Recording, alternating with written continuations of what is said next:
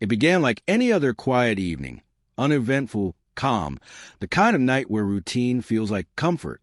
We just finished dinner when Anna brought up again the same topic she joked about once before, a swingers party. Back then, I'd laughed it off, thinking she was teasing. But this time, her voice carried a weight that made the air in the room shift. "I think it could be fun," she said lightly, though her tone was careful, testing. I stared at her, searching for a trace of humor in her eyes, hoping she'd smirk and admit she wasn't serious. But her expression stayed steady. "Anna," I said slowly, setting down my fork, "this isn't a good idea. We built so much together. Our marriage, our home, our life. Why risk that?" She gave a soft laugh, waving it off like I was being dramatic. "You're overthinking it.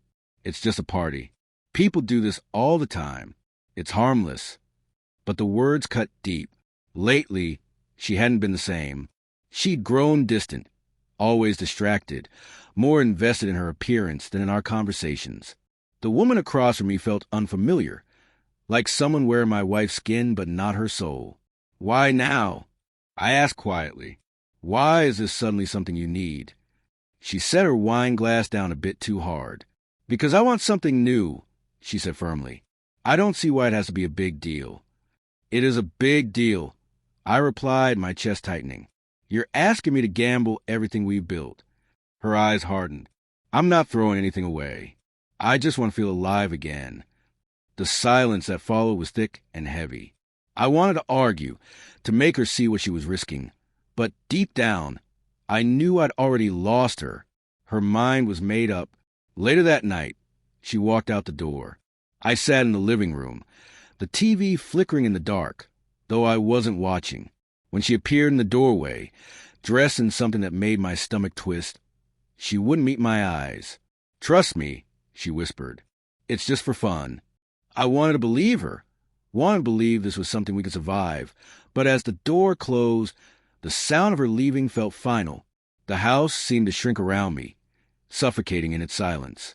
I sat there for hours, thinking about where it all went wrong, when she started slipping away, when I'd stopped being enough.